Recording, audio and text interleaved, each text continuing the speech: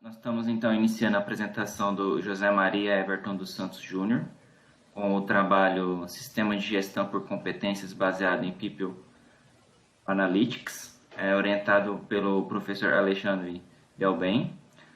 José Maria, você tem 10 minutos para estar apresentando, tá? Depois nós temos nossas considerações e depois nós vamos estar discutindo a respeito do resultado do seu trabalho.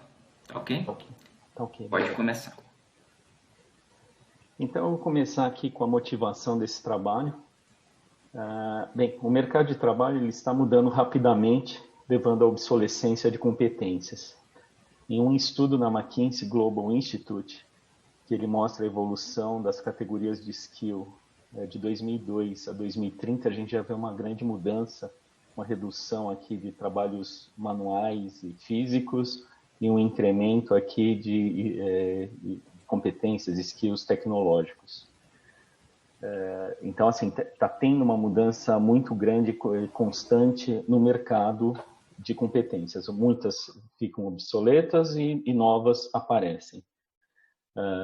E existe uma oportunidade de gestão por competências baseada em dados e não em análises subjetivas. Muito foi feito em desenvolvimento de competências no RH por análises subjetivas, conversas, mas pouco estudo baseado em dados. Assim, se olhar num horizonte muito 10 anos atrás, mas assim, de lá para cá tem aumentado. E, por exemplo, até o termo HR Analytics ou People Analytics, que se refere ao uso de análise de dados para essas questões de RH, ele tem aumentado desde o segundo semestre de 2009 e vem crescendo bastante. Assim, então, interesse nessa área. E uma outra motivação é como gerir competências de muitos funcionários. Eu sou gerente de uma área de 60 pessoas que é um time de QA, de Quality Assurance, em desenvolvimento de software, são testadores de software, desenvolvedores de testes, e nesse mundo de tecnologia, ferramentas novas surgem, técnicas novas, e como é que eu lido com tudo isso, com todo esse volume? Então, o objetivo foi propor um sistema de gestão de competências baseado em análise de dados que pudesse guiar algumas tomadas de decisões estratégicas. Por exemplo, qual competência desenvolver no time, né? Hoje, todo mundo tem um tempo muito escasso e o número de ferramentas, número de técnicas, de testes e de tecnologias é muito grande. Onde focar o esforço das pessoas? Né? Como criar planos de desenvolvimento individuais customizados? Porque eu posso ter uma visão geral do time, do que eu preciso, mas e por pessoa, né? Eu tenho diferentes níveis de senioridade, júniors, plenos, sêniors, novos, antigos, o pessoal mais velho. Como é que eu gerencio tudo isso? Quem tem uma certa competência no time? Quando o time é pequeno, até você conhece o pessoal, mas quando o time começa a crescer, e muitas tecnologias, você não sabe. E às vezes você precisa de alguma coisa e tem lá alguém que conheça aquilo. Às vezes chega um projeto específico que necessita de algumas competências assim, como é que eu escolho quem são os candidatos dentro do time que poderia lidar com aquele projeto? E uma outra pergunta é quem tem níveis de competências diferenciados no time, né? Porque isso daí eu posso usar até para balizar a avaliação de desempenho, como até convidar esse pessoal para ensinar o pessoal que tem menos conhecimento. Então, assim, essas informações relacionadas à competência, elas são muito importantes para decisões estratégicas do time. Como referencial, eu busquei alguns documentos, principalmente a parte de competência. Então, o McClelland, em 73, ele já fala que variáveis de competências elas podem prever o desempenho no trabalho, que é como se fosse um proxy. Então, aumentando a competência, eu posso ter um desempenho maior. O Boyatzis, em 82, ele já fala que um desempenho efetivo acontece se eu tiver 3 componentes presentes. competência individual, demanda do trabalho, e um ambiente que possibilite esse fechamento de gap, né? Então, ele fala, se você tem esses 3 elementos, você consegue ter um desempenho efetivo. Palm, em 2003, ele mostra de forma prática como construir um modelo de gestão de competências. Naquela época ainda não tinha dados, não era muito forte, mas ele já dá toda uma estruturação dos elementos principais de um sistema. E o Faletti, em 2020, menciona esse termo People Analytics, eu até coloquei aqui um diagrama, que nada mais é como se fosse ciências de dados aplicado a dados de RH, mas é o ciclo de pesquisa, coleta de dados, análise, apresentação de resultados, toma de decisão e fecha e volta esse ciclo para você ir melhorando. Que método foi utilizado? Eu utilizei algumas bases de dados, hierarquia de competências, isso daí eu já peguei da empresa que eu trabalho, a gente já tinha mapeado as competências técnicas, comportamentais, ferramentas, então eu utilizei a mesma base, porque a ideia é que esse sistema se integre à plataforma de competências existente na empresa. Fiz uma matriz de nível de competência atual do time, eles mapearam para cada competência o nível que eles estão, e aí eu fiz o outro lado, que é qual é o nível de competência exigida para cada trabalho, para cada projeto, para cada nível de senioridade. Informações extras de colaboradores para ajudar nessa análise. Utilizei algumas metodologias estatísticas para fazer toda essa análise de outliers, considerando o intervalo interquartil. Foi necessário isso, porque os dados não tinham formato normal, de uma curva normal, então tive que usar essa técnica. Usei distâncias euclidianas para a medida de similaridade, para poder comparar o perfil de uma pessoa com o perfil requerido num projeto, ver quais são as pessoas mais adequadas. Utilizei o Camins como sistema, um método não supervisionado, para identificar grupos de pessoas que têm níveis de competências parecidos e com isso identificar anomalias para serem tratadas. Utilizei dendrograma também como um outro método para experimentar nessa análise de anomalias. Utilizei PCA para poder visualizar os dados em 2 dimensões. Utilizei vários formatos gráficos para experimentar mesmo e tentar extrair conhecimento. E fiz algumas experimentações com regressão logística e SVM, mas era só para experimentar mesmo, mas como a quantidade de dados eram 60, eram muito baixos, os algoritmos não deram muito resultado, mas era só para experimentar mesmo. Utilizei o Python com as bibliotecas que a gente utilizou aí no curso. Como resultado, eu fiz um instanciamento aqui da arquitetura, então essas aqui são as bases de dados, eu coloquei tudo em Excel, mas a ideia é que depois a gente faça uma integração desse sistema com o Data Lake da empresa, que está pegando dados do CRM, plataforma de competência.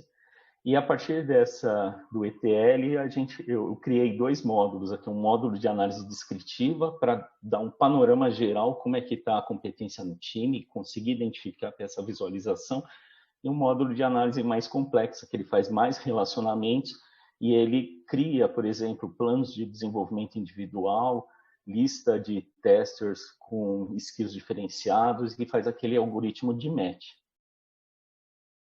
Como resultados, eu vou mostrar aqui só uma ideia do módulo de análise descritiva. Então, aqui era a ideia mesmo de analisar, então, assim, tabelas eu utilizei para visualizar os dados, histogramas para poder ver como é que fica a distribuição do time numa certa competência nos níveis, gráficos de barras horizontais e empilhados para poder visualizar. O módulo de análise complexa, ele gerou, por exemplo, planilha de skill gap customizada, então para cada funcionário eu consigo ver o nível exigido, o nível atual, ele dá uma diferença de gap e ele dá até uma ação, qual é a ação que eu tenho que tomar com relação a esse funcionário. Então, são 60 funcionários, ele gera 60 planilhas. O Camins aqui conseguiu identificar grupos e tanto o caminhos como o agrupamento hierárquico, e durante o trabalho eu fui mostrando como é que tratava, por exemplo, às vezes eu pegava, o Caminhos identificava um grupo que só tinha júnior e de repente tinha um sênior. O que aconteceu? Aí a gente ia analisar e tirava algumas conclusões. Então, com essa análise de anomalias, consegue-se aumentar a qualidade da base de dados. Aqui é um exemplo do match, do algoritmo de match. Então, dado uma posição, ele identifica quais são os testers mais adequados para aquele conjunto de competências que eu quero. E aqui, por exemplo, as top 10 skills com maior gap acumulado, que eu posso aqui avaliar o time como um todo. E como conclusão, então, assim, foi criada essa proposta de sistema de gestão por competências baseada em dados. O programa foi disponibilizado lá no GitHub para o pessoal poder utilizar. Foi exploradas diversas visualizações, né, para eu poder extrair informação e conhecimento. E é um estudo de caso para academia e para gestores de pessoas, porque até nas revisões bibliográficas eles mencionam a falta de papers, né, de estudos nessa área e como é que você utiliza dados para tirar essas decisões estratégicas em RH. Como próximos passos, eu vou aplicar esse sistema no meu time, né, já está em processo, até para direcioná-los, e o outro passo é a expansão para outros times dentro da empresa que eu trabalho. Então, acho que é isso. Obrigado. Obrigado, José Maria, pela apresentação. Professor Alexandre. Olá, obrigado, Fernando, por essa palavra. Zé, assim, eu gostaria de salientar, talvez, do seu processo, aquele ciclo do slide que você mostrou, né, do processo, que eu acho que você trabalhou bastante nesse ciclo. E você, logicamente, a apresentação a curso, você mostrou o resultado final. Mas teve todo um processo para chegar nessa ferramenta final que você acabou construindo, essa estruturação, e até definindo o que são as variáveis, as inconsistências. Quer dizer, de certa forma, você fez mais de uma vez aquele ciclo, né? A gente tinha uma ideia inicial, grosseira, uma visão até mais ampla, foi restringindo e aquilo dentro dessa restrição, vamos dizer, de escopo, foi melhorando. Eu entendo que isso faz parte dos ciclos, e aí justamente isso, né? O trabalho é difícil, o ano é difícil, que eu acho que é uma contribuição significativa. Talvez você pudesse falar um pouquinho mais desse processo de fazer esses ciclos e aprendendo com ele, né? Mesmo sem ter a técnica de predição lá na frente, vai se ver numa rede neural, o quanto foi possível aprender você como gestor, você como entendendo o sistema. Não sei se você concorda totalmente com essa minha visão, estou um pouco enviesado, mas eu quero ouvir você sobre isso, né? Sim, concordo, professor, porque foi assim, durante esse primeiro ciclo que o professor está falando, né, a gente foi plotando os dados e a gente já começou a identificar algumas inconsistências, né? A gente começou a falar, nossa, que dado estranho aqui, eu estou pedindo aqui os top testers, está aparecendo um trainee.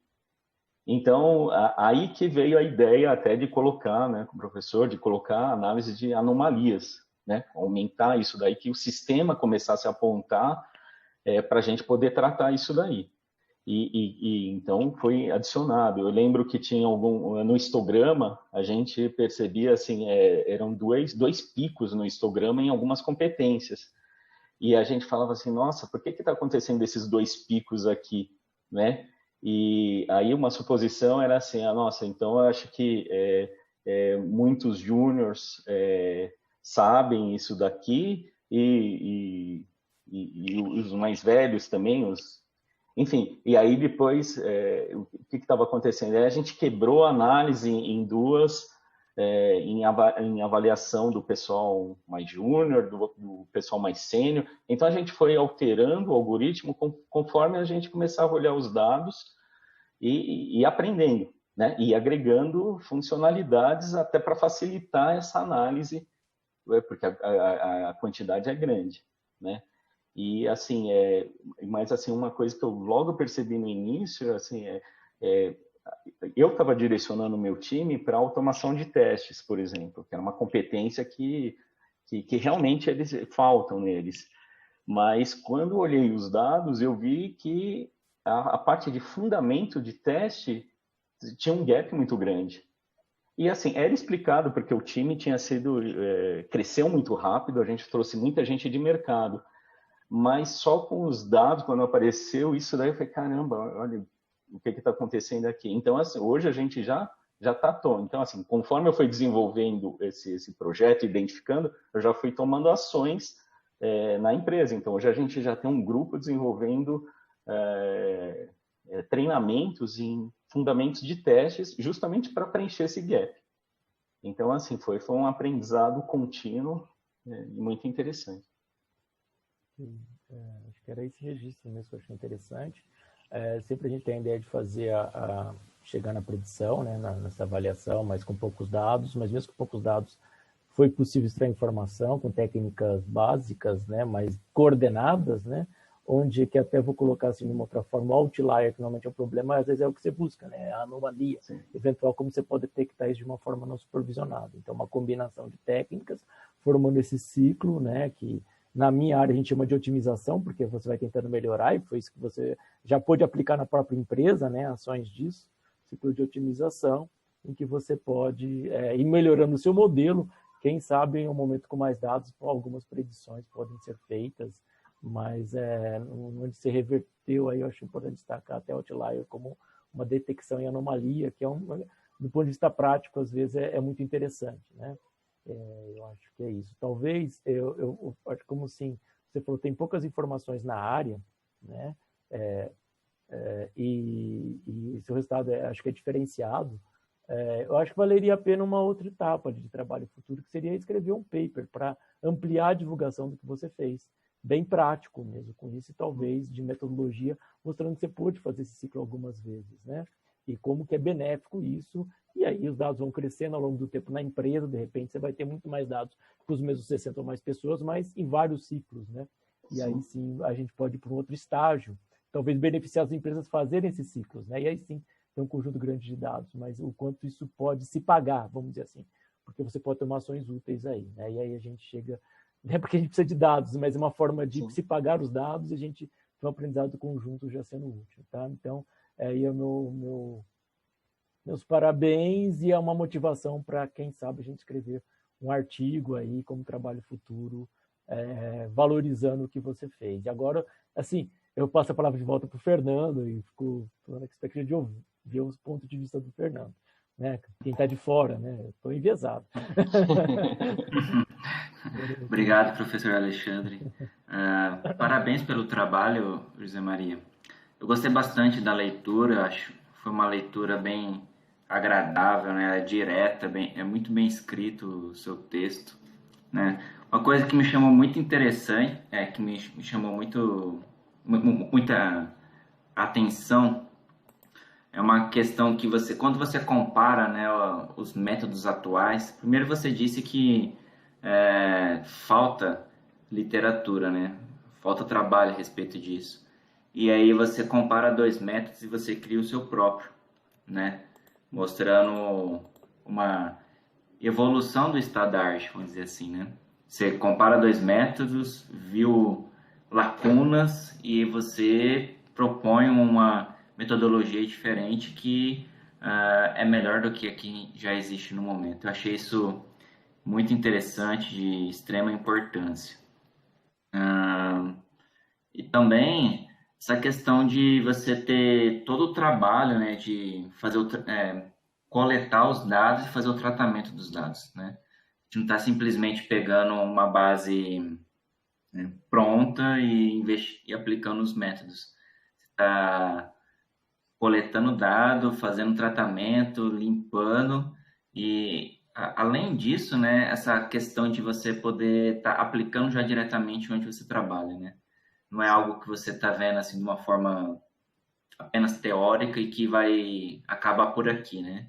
É algo que você vai aplicar e você já está vendo também essas possibilidades de levar para outras partes da empresa, né? Que, ao meu ver, assim, você pode até comentar um pouquinho mais daqui a pouco sobre isso, é que apesar da metodologia ser, penso eu, aparentemente a mesma forma de se aplicar, os dados são completamente diferentes, né? A modelagem, porque você aplicou isso em um conjunto para pessoas que trabalham com teste de software, né? Mas para desenvolvimento são outras habilidades, né? Você vê muita dificuldade nessa transição para outra parte das empresas ou você acha que não vai ter tanto problema assim? Não, eu acho que assim ele foi pensado porque ele surgiu assim a minha empresa ela desenvolveu uma plataforma de competências, então foi mapeando as competências técnicas, quais são as keywords, né, as palavras-chave e mapeou mas mapeou isso para toda a empresa. Então aí eu peguei isso e fiz a plataforma usando o mesmo esquema. Então é assim, eu não estou usando o database lá porque ainda não está pronto. Então assim, eu fui meio que acelerando, mas eu estou usando o mesmo esquema, as mesmas né, as colunas, os dados, as informações, porque a gente vai fazer uma integração.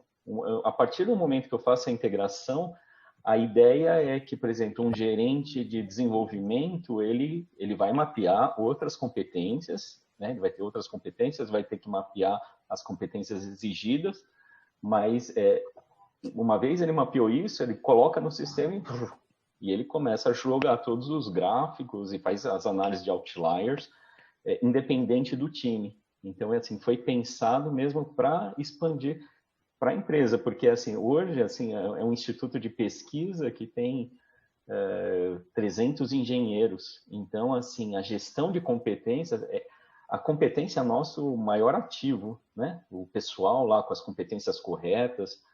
Então, é por isso que surgiu essa plataforma de competência. Agora eu só dei um passo a mais aí para a gente fazer a gestão mesmo da competência, né? Porque até então o sistema só mapeava as competências.